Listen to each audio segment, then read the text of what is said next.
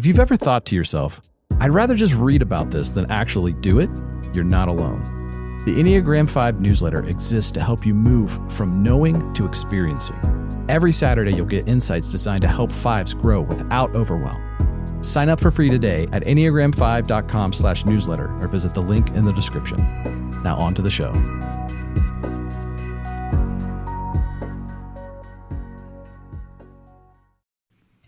So Cody. Yep. What is one way I make you feel incompetent? That's in so many ways. Pretty much every time that you talk to me and somehow make me feel like an idiot, it always happens one way or another. It's not intentional most of the time. Yeah, it sure feels intentional.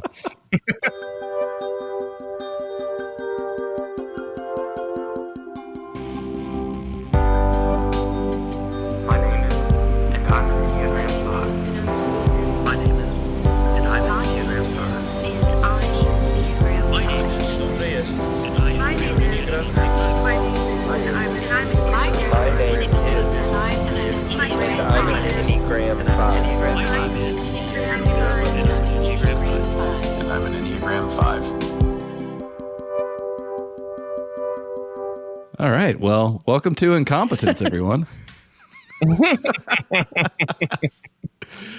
We're back with Sam E. Greenberg, a.k.a. the Enneagram Sexpert. Thanks for having me. Yeah, but we're not talking about sex and relationships. Unless that's what makes you feel incompetent. I bet we are talking about that. Unless... Yes, this is very true. Sure. So Cody will be talking about that. And then... Ooh, burn. Yeah, so we're talking about what fives fear and hate the most, probably, which is incompetence, fear of being incompetent or being seen as incompetent, and hating seeing or experiencing incompetence in others. So how do we want to start this? I feel incompetent thinking about how to have this conversation. Here's an interesting question I guess we could start with. How has incompetence or the feeling of incompetence influenced decisions in your life that have led you down different paths? That is a good question. Ooh, I can start. I have an example. Okay. So I don't know if I've talked about this before.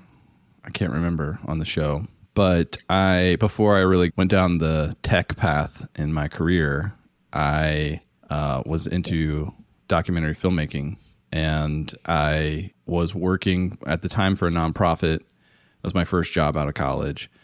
And then I read The 4-Hour Work Week and decided I knew everything about how to run my own business. And so I quit my job and started, this is the first time I did this, and I was like 23, 24, started my own business doing filmmaking stuff. And then my former employer was my client, and they connected me with like a legit director, and we were working on a project together. And I was really excited about it because they framed it as he's going to help mentor you as well as work on this project for us. And I'm like, this is amazing.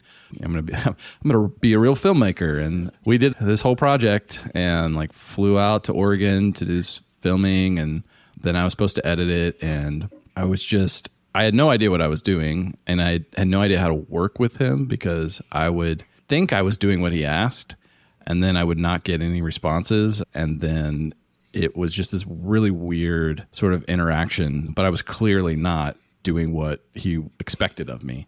And then about 6 months into this whole ordeal, I get a call saying that they were canceling my contract and my former boss. And she told me that she talked to this director and he told her that I didn't have what it takes.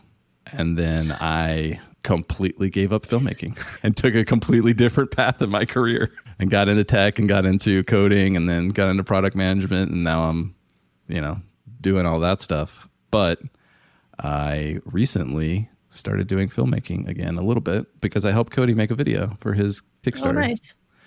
That's true. And it was a lot of fun. And I realized I actually do have some skills. They're very rusty, but it was a ton of fun. And even if I never do anything with it, at least I could do something that enjoy. But that set the whole trajectory for my career.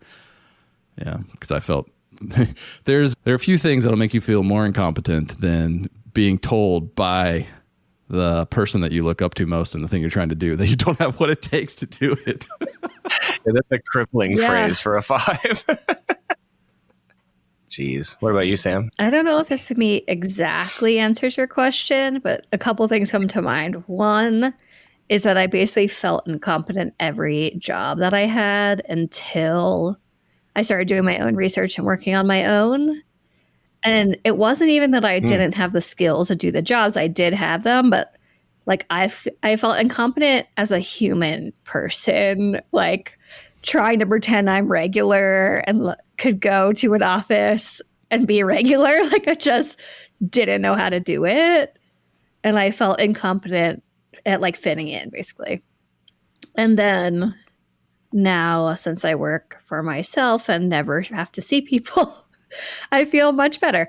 But the other thing that comes to mind, and maybe we can talk about subtypes would be a good way to go to, is like most of my incompetence is in the self-preservation realm, meaning I am not good at cooking or cleaning or parenting or like traveling, like basically the things that you need your body to do. I'm really bad at all of them. And that influences what I'm willing to take on in terms of like, especially with kids, I really don't want to take them places. Like I feel quite incompetent at handling children in public, basically. So it would be if it was up to me, I would not leave the house basically with my kids ever. Because every time I take them somewhere, I feel so like stressed and out of control and incompetent as a parent. But my husband's an 8 and he's like, shut the fuck up. We're going to go on a plane and we're going to go somewhere. Like we can't live inside for 18 years. So that helps to mitigate it a lot. But that has influenced the way I make decisions about what I do. And at least when it's up to me. So it's not exactly like a life path thing, but sort of. Well, hold on. I have to do a sidebar here because I don't think you've told us that your husband was an 8 before. And so I'm really curious what that's like being married to an 8. Oh my God. That should be a whole episode. It's an adventure. I mean, it's good and bad. Yeah, I can't imagine that actually. I mean, 8s are like what we integrate to, right? Ultimately is actually really great because I can't do a lot of the things that 5s do that the other types allow us to get away with, like not leaving the house, not, withdrawing completely, not standing up for myself. Like we literally had a fight the other weekend because he was mean to me and I didn't fight back hard enough. And he's like, what the fuck? Like you should have stood your ground more. Like what kind of mind game trap is this? Yeah. In a weird way, you won because you didn't play the game. I couldn't get myself to see it that way, but that's interesting. Yeah, it's cool. I'm happy about it, but it's definitely challenging. Yeah, well, going back to what you said about taking kids out into the world, that's definitely something as talking about stacking, being self-pres, dominant. I have thought about that many times and thought about honestly, it's probably the main reason I don't have kids is because of the unsureness of what the children bring to your life. and creating that discomfort of not knowing what's going to happen and constantly feeling like you don't know what the hell you're doing. The word you're looking for is chaos, Cody. Chaos, yeah. The chaos. And look, Josiah and I are both self-pres blind, and we both have 3 kids. And you're self-preservation first, and you have no kids. Like, who's making the mistakes here? Probably we are. Yeah, I can pretty much guarantee that I will never have 3 kids. That's one thing I won't ever do. I might accidentally have 1, but I'm definitely not going to have 3. But yeah, I mean, there's so many things. I feel like through my life, there's so many things that have incompetence dictated early on. And I've talked about this probably in bits and pieces in different contexts on the show for sure about how, there's a lot of things in life early on, like music is a great example that I felt I think I felt incompetent, not necessarily in the part of playing music, but in the part of identifying as an artist, and also in doing the work that it took to put yourself out there and do all those things and be confident in yourself in front of people and in groups and on social media. And when that started to play into it and all of that, I just felt so incompetent with that, especially the social media aspect of things. I still feel incompetent with that, but I just dive into it head first now. But like, there's definitely so many things about, I think this is why we wanted to have this conversation now that I can finally remember, is that I think that there's so much about my life that has been dictated by that idea of not knowing, like, not being sure of myself enough. And so then just like not doing it, because the thing is, I might not even be incompetent at that thing, but the fear of being incompetent made me not even try it.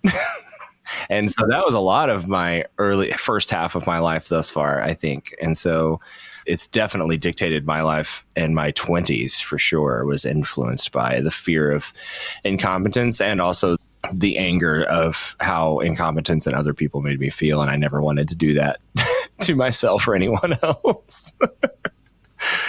But yeah, I mean, it plays a huge part for sure. It's crazy. Sam, where do you think the fear of incompetence is rooted? Like, why is that such a big deal to us as fives? That's a great question, because I mean, it's one of the essential qualities of fives.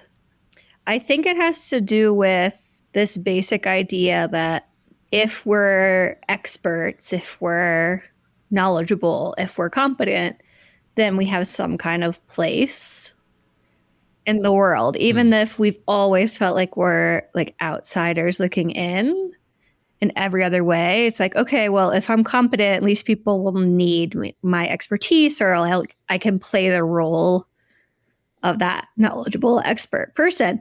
If I'm incompetent, I'm worthless. Like, that's how I feel when I feel incompetent. Like, no one will love me. Like, there's nothing for me to do here in existence.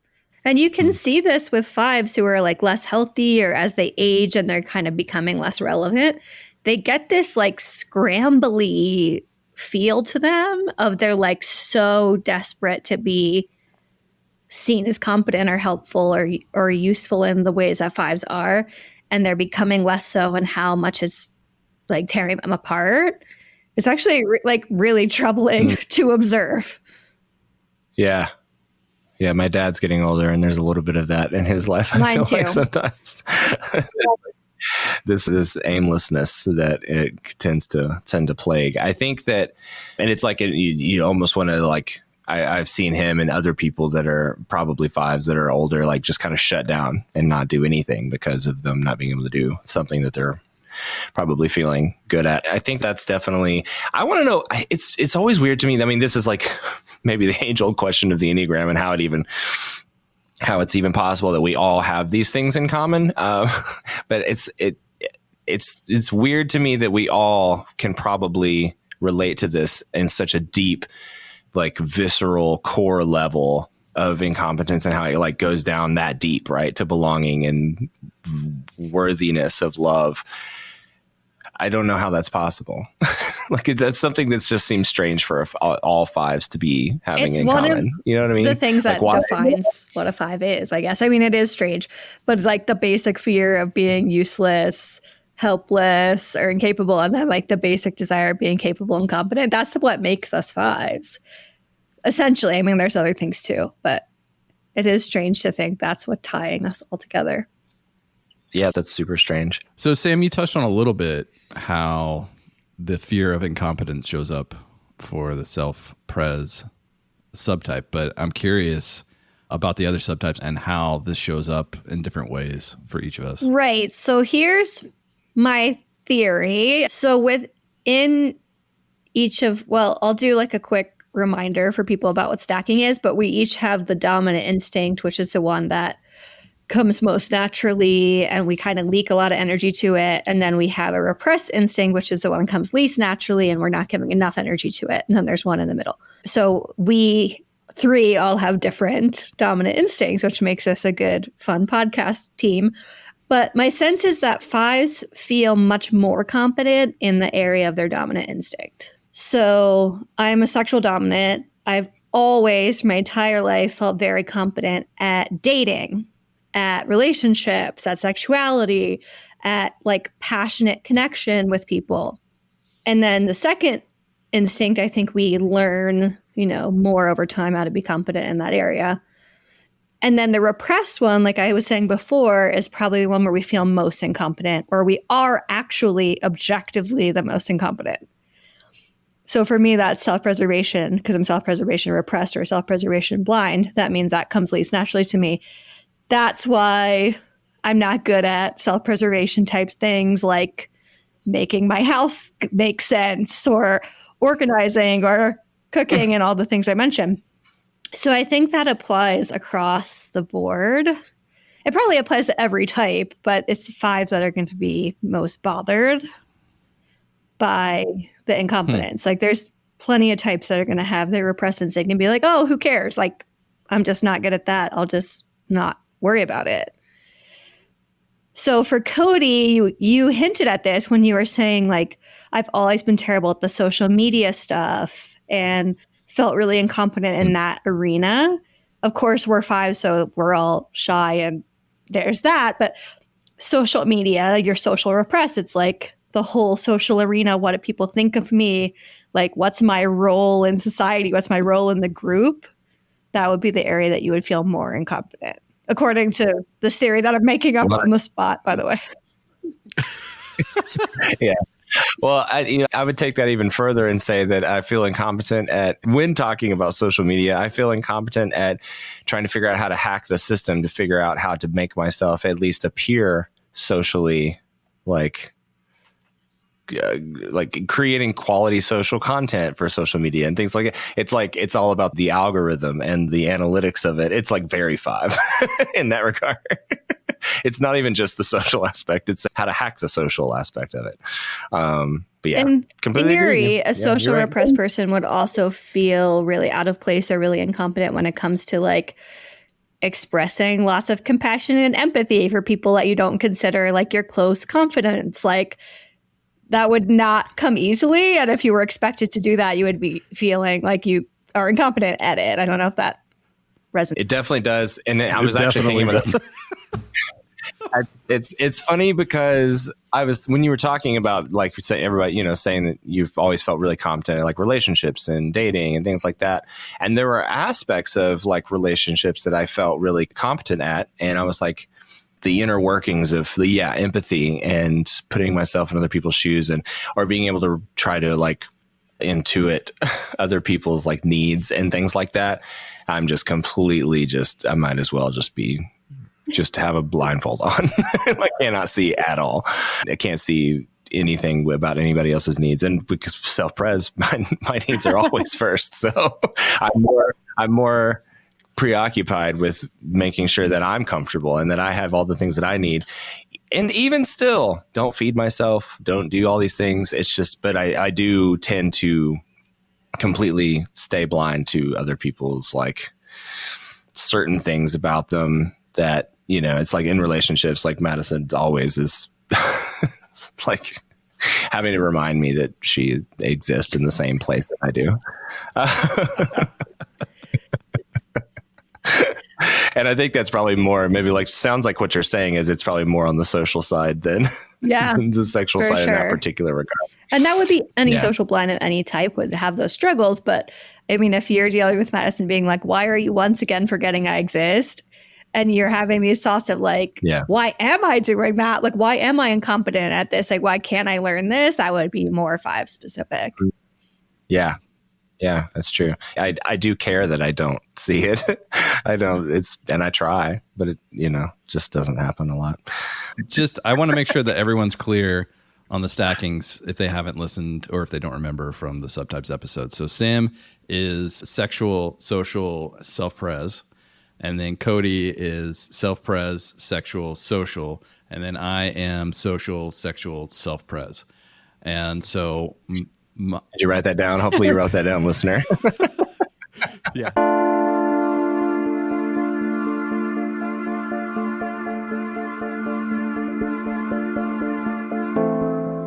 fear of incompetence. Yes, I'm with you there. What I do in order to protect myself from that is check my data, obviously. But I also try to avoid definite statements like always or never. And instead, I would very often use words like very often, rarely, usually, apparently. I think that's the one I like the most. Or say something like, I heard on a podcast, or Huberman said, or so-and-so wrote in his book, or some of the research suggests, so that I'm not the one to be blamed for the wrong information. On the other hand, if it's something I'm not invested in, I just play dumb and may say, I know nothing about it, tell me more, or that's my first time in here, where do I go? At the end of the day, incompetence might be an opportunity to learn more. So the one thing Sam and I share in common is that we are both repressed. And so I definitely relate to, like, my office is a mess. My desk is just a nightmare. It's almost like it's weird because it's this mixture of, like, it bothers me deeply, and then I also can't see it at the same time because I, like, get focused on the things that I'm doing. And so it's just like, until it piles up enough to there's some kind of catalyst where I'll just, like, come in and put a bunch of energy towards it, but then I'm completely exhausted. I forget to eat. I forget to, put deodorant on sometimes. Like, I forget, like, sometimes I'll put it on under one arm. Just, like, I forget to do the other one. The intention was right there. Well, yeah, you flip that around. Like, I can't even sit at my desk if it's messy. It's like, I can't work there. There's nothing. Yeah. I mean, I don't feel good sitting at my desk when it's messy, and I don't feel like I'm productive, and I'm definitely way more productive when I have a clean desk. But it's like, I sit down, I'm like, I don't feel like dealing with this. I'm just going to put energy towards the thing I know I have to get done and then deal with it later. Like, that's how I order those things in my brain. Going back to your theory, Sam. So it's interesting because being social dominant, which is kind of weird as a 5 to be social dominant, I was, and still to some degree, I definitely was very incompetent socially. But a big part of that was how I grew up, where I was homeschooled. We lived in these small towns. I just did not have much social interaction. And the thing about me is I was drawn towards figuring out social stuff, like, and that's where my energy went. That's like because I was homeschooled till 7th grade, and then right before 7th grade, I finally was like, Mom and Dad, I cannot take this anymore. I have no friends. You guys suck, so I don't want to be around you. That's basically, how I thought. And I hate my siblings. I want to go to school. And I had this whole idea, I built this whole model, this whole picture of, like, up in my head of how social interactions worked and how school would be. And then I got to school and wasn't anything like that. And I was very socially awkward, socially inept, very incompetent. And it bothered me, but also I had this sort of weird confidence that I could figure it out. And that was, I think that's why I sort of leaned into it. And then, like, we moved a couple times, so each time I kind of got a reset and got to start over, and then I would, that sort of jump started my ability at the next place to integrate myself into some sort of social situation that was favorable to me. But I have worked myself up to feeling, I won't say very confident, but, like, relatively very confident compared to where I came from. And a lot of that has to do with the fact that my career is very, like, I'm in leadership, and my role is also very, like, cross-functional across the organization. And so, like, I have to be able to build social capital, and I have to be able to build relationships and inspire people and do all this stuff in order to be effective at my role. But also, I'm in the role because I'm drawn to that sort of thing. And I've always been, and this is the question I want to ask you that was kind of weird for me, because there are some things that I'm incompetent at that I run away from, but there are some things that I know I'm incompetent at, but I jump into. And thinking through this, sort of thinking out loud right now, a lot of those things that I jump into are the things that are more oriented towards my dominant instinct. And, like, for example, when we when I was a kid, or when I was in youth group, like my senior year, our youth pastor left. And so I just basically jumped in and started doing stuff the youth pastor would do. And I started giving like the Wednesday night talks in the youth group, and I had no experience doing any of this, but I somehow like figured out, like told myself I could figure it out, and I was interested in it. And so I just jumped in and did it. But it was something that was very foreign to me, especially because I had been so socially awkward growing up.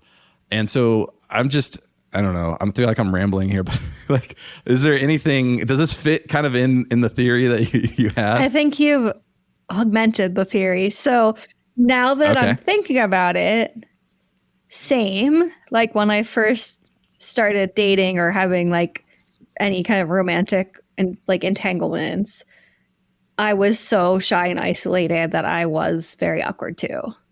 So I said before, I was like, I've always been good at it. That's not actually necessarily true. It's just that I always like forged ahead until I was good at it, I guess. And then it also comes naturally. So I think you're onto something here, which is that the area of the dominant instinct is where we wouldn't let incompetence stop us.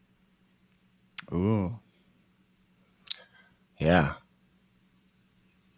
I have no idea what that looks like for a self-preservation dominant. Well, I mean, like, how do you even keep your desk clean? Like, I really want to know what are the skills required to do that, because I can't do it. But that would be like an example. I don't know if we're born knowing stuff like that. Like somewhere along the line, you learned how to like pick up as you go or something so that your space is clean.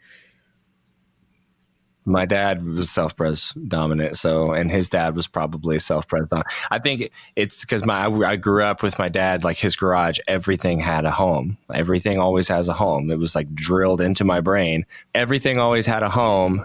And so I kind of just approached that the same way. I mean, Josiah's seen my closet where all my cables are hanging and stuff. And so it's like, everything has to have a home. And when things have a home, and everything has its place, then I feel most like, it's like almost like now my brain is also organized, right? Like everything is right in the world. And until that happens, if you look underneath my desk, it looks like it's like taking the panel off of a 757. Like there's just like cables everywhere for all of these devices and all these things, and both my screens and music stuff and everything, but it's all hidden and up under my desk because everything has its place.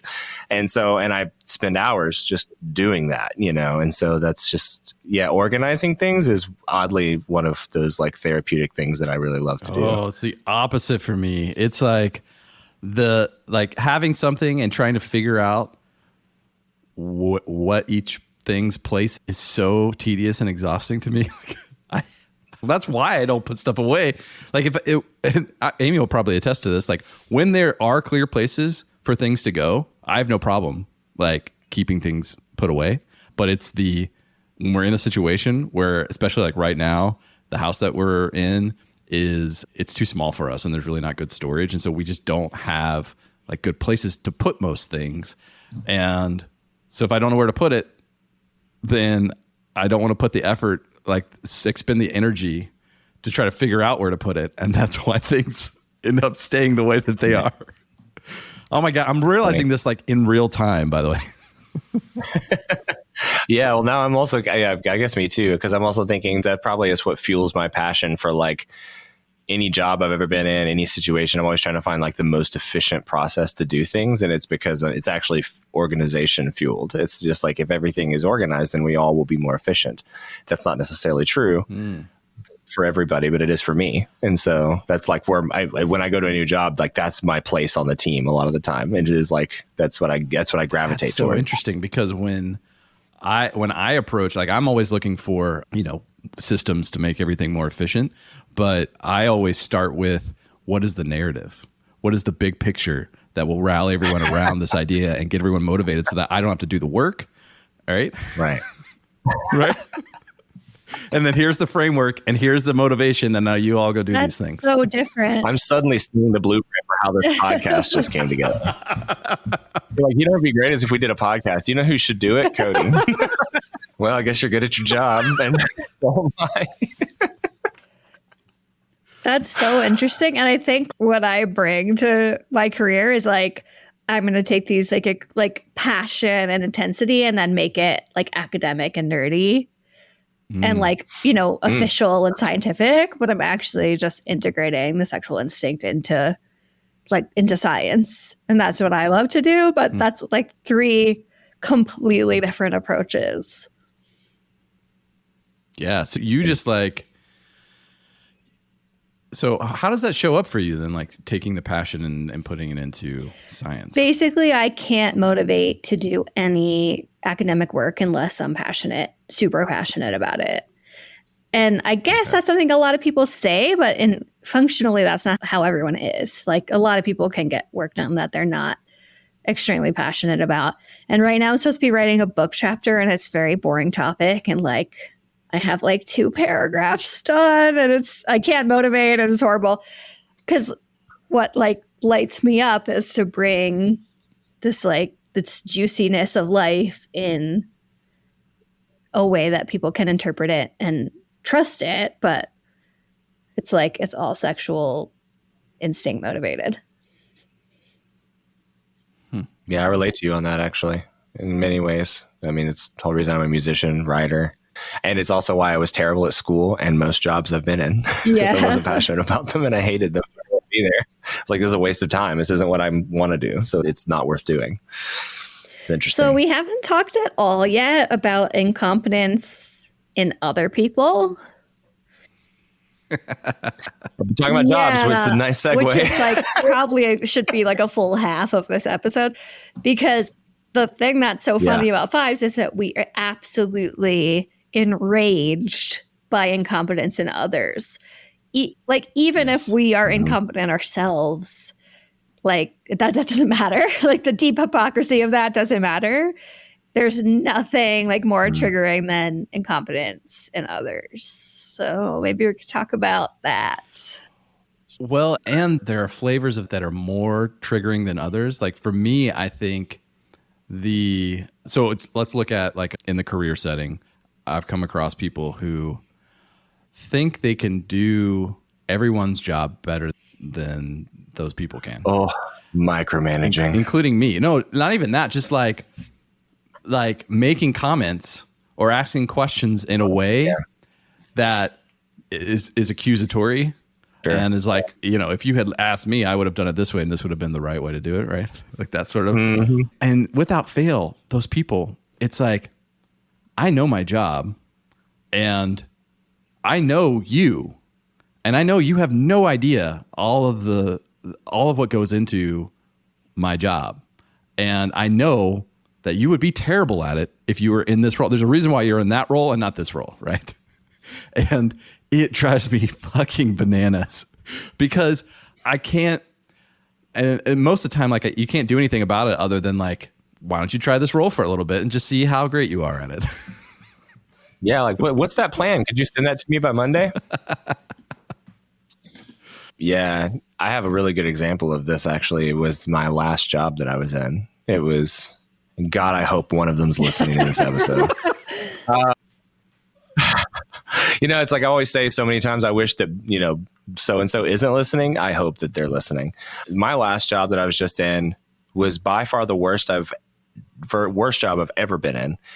And what made it so bad was how incompetent every manager was all the way up the structure of and then like, it's like the higher I went and the more I got to know people, the less competent they were, all the way up to this dude who's like supposed to be like renowned in his position. And he could not teach a single one of us how to sell the thing that we were selling. And it's like, that's supposed to be his thing. And so then when I realized that they weren't good at what they were doing and they were trying to tell us how to do it, I no longer respected them as human beings. Like they were worthless people to me. If they died, I would not mourn. It's like, don't care. You're a waste of space. And so, it got to be where it was so passionately like just this hatred towards them. It's like when they walked in the room, I was like, just fucking trip on something. Just get out of here. Like go away. And so I just didn't want to breathe the same air as them. So like, yeah, incompetence in terms of like disrespect, like I just can't, it's like hard for me to respect people who are incompetent at their job. It's only if it affects me though. Like you can be incompetent over there. Just don't be incompetent. Just don't be incompetent near me. in my space. Yeah, where it affects me in any way whatsoever. So I guess. Yeah. And go ahead, Josiah. I just like having to rely on someone Oh. who is incompetent. Oh man. Yeah. That's why I always fucking hated group projects in school. Because I'm like, I love how fuck is suddenly in this conversation, like hardcore. I hate it because it's, well, one, I would rather just like do the stuff myself and not have to rely on anyone. But it came with so much anxiety knowing that we're going to have to do this group project together. And I'm going to have to figure out a way to compensate for your incompetence. Wait, what was your way? Because I have a way. What was your way? Let me think about this. Because I've gotten better at it. And I'm not saying, I won't say I'm great at it, but I've gotten better at it, which is like now I come with a lot more patience and grace and try to ask questions that basically help them come up with ideas that they think that they are their ideas. And then they do it that way. But I think back then, like back in like high school, college, I probably just withdrew and said, fuck it.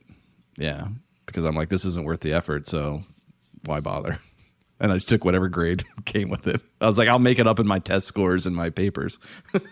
Okay, Right. I did the opposite, which is I would make sure that I was the last person to have it. Like whatever role was like the editor or like the last thing that you would do before it turns in. Then I would redo the whole thing so it was good, then turn it in.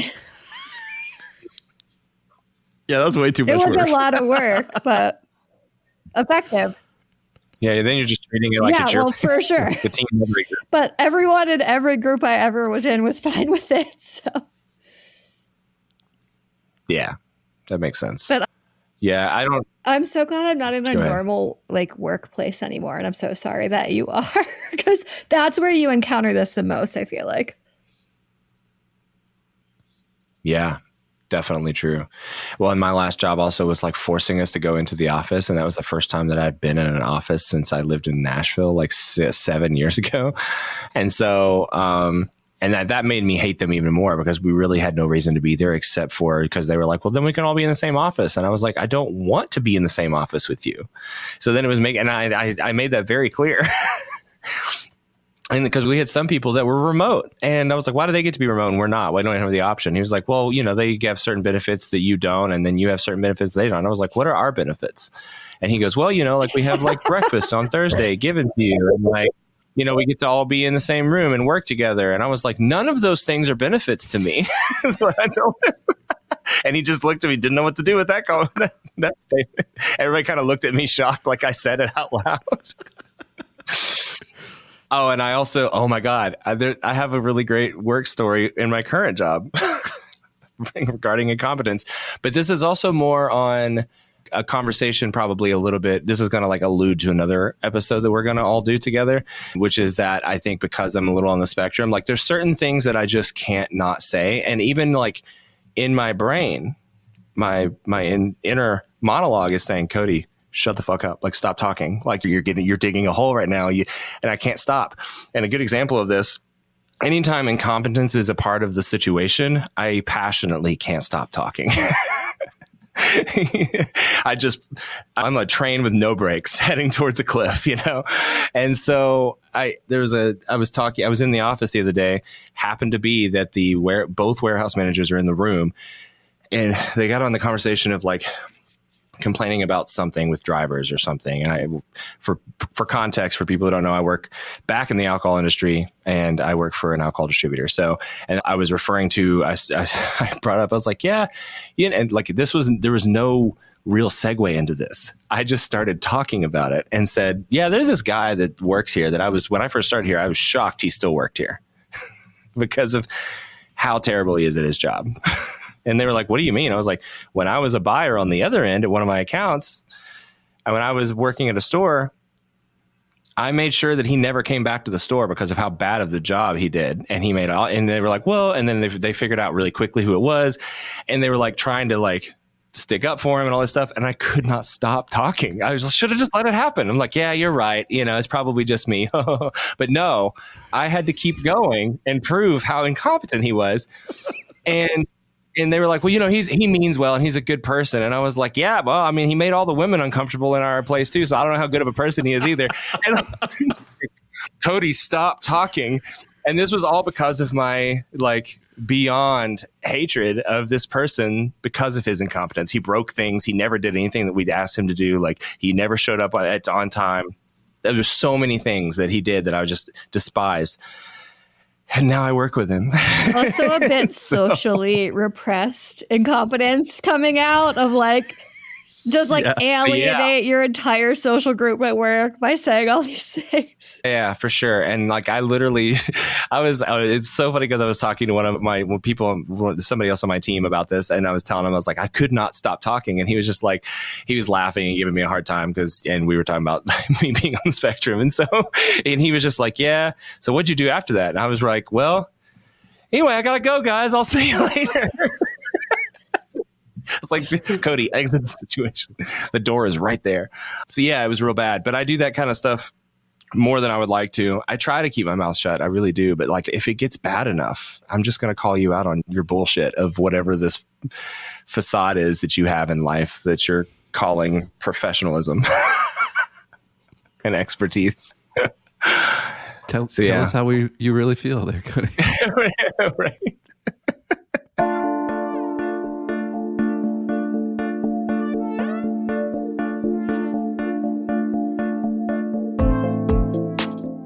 Years ago, almost exactly, I just passed my 2-year anniversary, I was hired for a job that I did not expect to fall into my lap. And I knew that I did not have the qualifications on paper. And it was shocking to me that I even got through the interview process. They were looking for someone who could deal with the owner of a company and be their personal assistant. And I'd never been an executive assistant, a personal assistant. I'd done some admin work, but I did not expect at all that I would interview and be able to get this job. And it's a much higher salary than I'd ever gotten before, perks and just opportunities galore. And I have had imposter syndrome for 2 years because I just, out of the gate, I have thought, I was not qualified when I started this job. And I so easily forget that I have learned so much in the last 2 years. I have accomplished so much for the company. I have been told that I am doing well. And even with some of my, stumbles, everyone has some issues in any job. That sets me back quite a bit because I start thinking, oh no, I wasn't qualified when I started this job. So maybe I'm not competent. Maybe I'm not capable. And those thoughts come in. And I think that's part of some insecurity, but also the 5 mentality of just that overall fear, abject terror of being incompetent with anything that is given to us.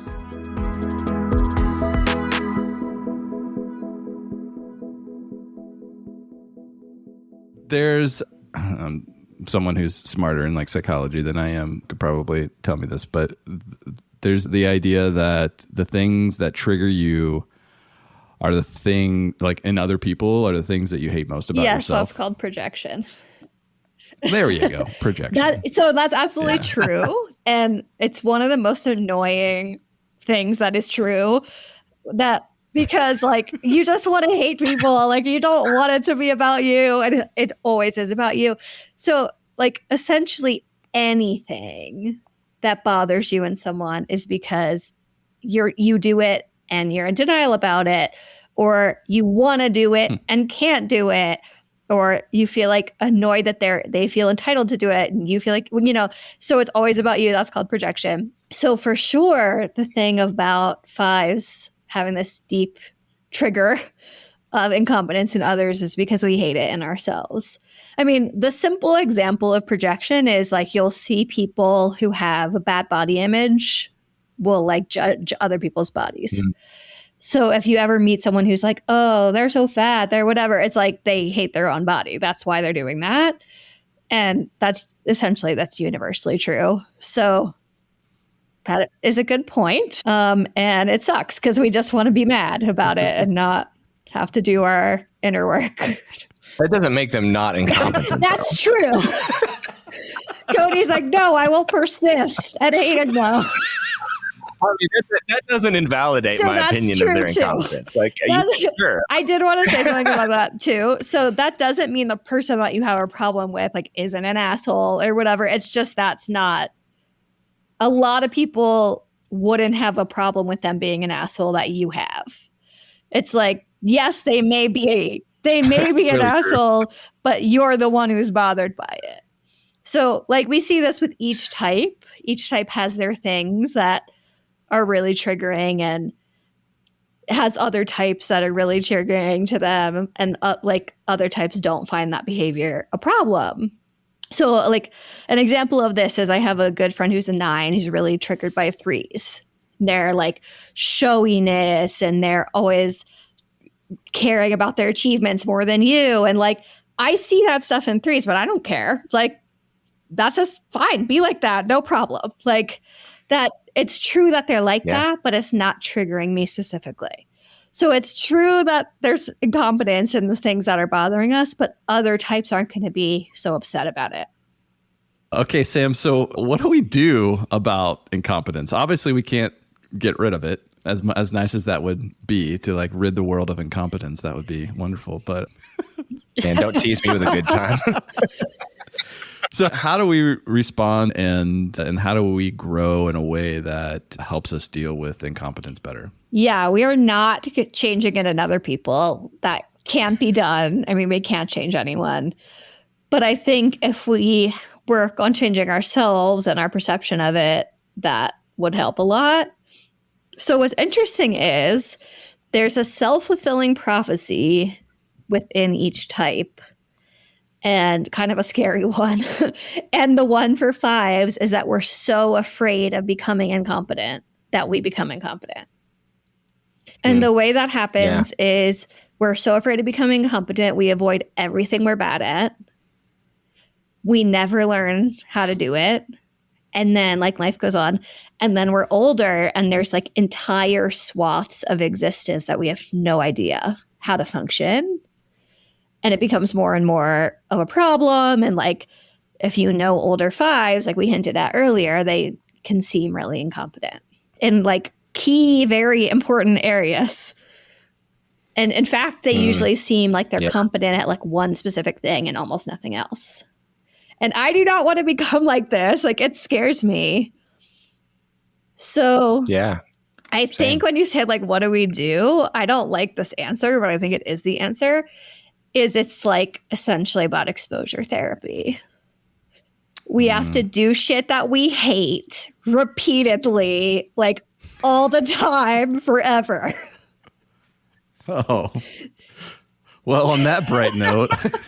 Good night, everybody. So I was just thinking about, the self-preservation repressed.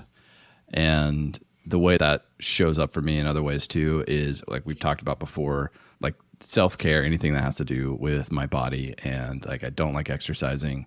Now that I think about it, I feel really incompetent exercising. And even if I have damn it, this is the problem with it, is that even if I have a really good like mental model or like analytical like understanding of how everything works, when I try to make my body do the things, my body doesn't do the things the way I think my body should do the things. And the only way to make it do that is to repeat that feeling over and over and over. Do shit you hate for infinity. Yeah. It's funny you brought that up. I was literally going to bring that up and be like, since you've talked about it in other episodes, like exercise is a big thing that you just brought me, like the self-pres blind thing. Yeah, for sure. Oh, so Cody, what is your thing then that you're going to have to do over and over again as a social repressed? I'm doing it. That's really true. That is true. Yeah. I mean, I've talked a lot about how the podcast kind of changed my trajectory in life, and it's literally this, like, this is what it is. And this has caused me to decide to really do music seriously and take myself seriously in that regard, regardless of the outcome of how like it's received or how people like it or don't like it or whatever. I'm doing it because I want to do it, and I've overcome that fear of it. And so, and then now I spend an insane, like, you would not believe how many hours a day, a week, a month I spend just reading and learning and about marketing and social media content and like the way that it all works together, Spotify, how all that works together. And all of that I never did before because I was terrified of what it would mean and how bad I might be at it. And what if I try and nobody likes it or whatever? It was all tied to the social aspect of it. But this podcast is that for me. For all sure. Look at Cody as an example. Like when you first time anyone has ever said that about Cody. Everyone stare at Cody. Or my sound effects. Wait, was this what you were referring to earlier, Cody, when you said I made you feel incompetent? Yeah. So in the early season, like the first season, Cody, I remember you like were really shy and awkward, and I think if I recall correctly, you kind of had to be like drinking alcohol to like do these episodes. Yeah. Is that true? Yeah, and I still do that, but now it's just a habit, I think. I don't see you drinking anything right now, but like you seem so relaxed compared to like a couple of years ago with this, and now what you're doing with your music. Like, I guess my point is that as you do shit you hate for a lot of times, the incompetence fades away. You actually build the skills, and then you're not incompetent anymore. Yeah, for sure. Yeah, that's definitely the case. I mean, in both the technical aspect and the social aspect, you know, the podcast producing it also helped me realize that I think that I can actually do that too, and maybe want to do that on the side and maybe make that my job eventually, you know, instead. So it's like all these things that have changed the way that I look at profession in life and how I could, you know, change that trajectory for myself. But yeah, that's definitely true.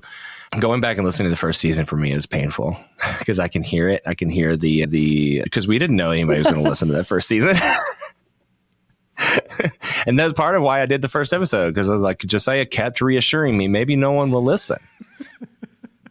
And then I was like, well, I guess you're right. So we can just do it and see what happens. And like once I jumped over that hurdle, and it all was kind of downhill, it kind of became easier.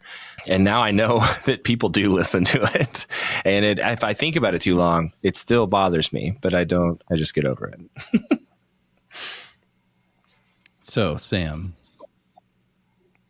what are you going to do? Over and over and over and over This again. question makes me uncomfortable because I don't want to do my work that I have to do. So there's some things that I've already done this with, like making phone calls. Like I'm very comfortable making phone calls now. I'll complain to like if I need to. So that, I mean, it went from like I will never pick up the phone to like I'm quite good at like that, asking people at the store for help, like silly things like that. I've gotten a lot better. Same with social media. When I first started social media, I was like, I can do it because no one will ever see it, and like working up from there. But my work in the future is definitely all this physical stuff. Like, for example, I hate driving cars that are like a different brand than my car because I feel so incompetent figuring out where the different stuff is. Like, I probably need to rent fucking some cars when I travel. I need to rent cars. I definitely need to be like traveling with my kids and taking them to restaurants and just like dealing with this like social horror that I feel when people. Yeah. I was going to take your kids to the park or something. Park's Like that's okay one because way. it's like you can escape easily. But like captive things, like when you have to wait for the check, like, and I feel dinner, so judged and like overly seen, and I just feel so incompetent.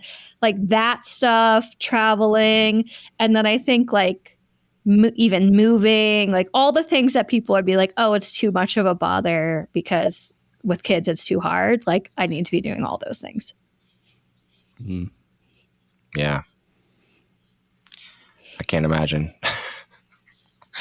And I don't want to. Well, I will say that I think all of us here have experienced that we can go from incompetent to competent in things.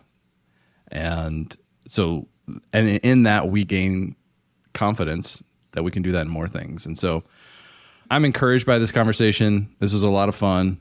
Sam, thanks again for showing up, hanging out with us. We'll be having more conversations in the future. And for everybody listening, go be incompetent. Exactly. Go be incompetent until you're competent. That's the tagline of this episode. Till next time. I feel incompetent trying to end podcast episodes.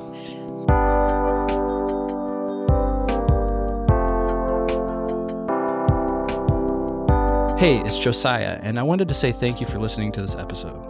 If you enjoyed this episode and you're the type of person who likes helping others, would you do us a favor and share it with other people like you? If you found value in this conversation, they will too. I also want to give a special thanks to our community members who shared their voice with us in this episode. If anything in this conversation has resonated with you, or if you have any further thoughts or questions, I want to invite you to join our community of other people like you and continue the conversation at Enneagram5.com.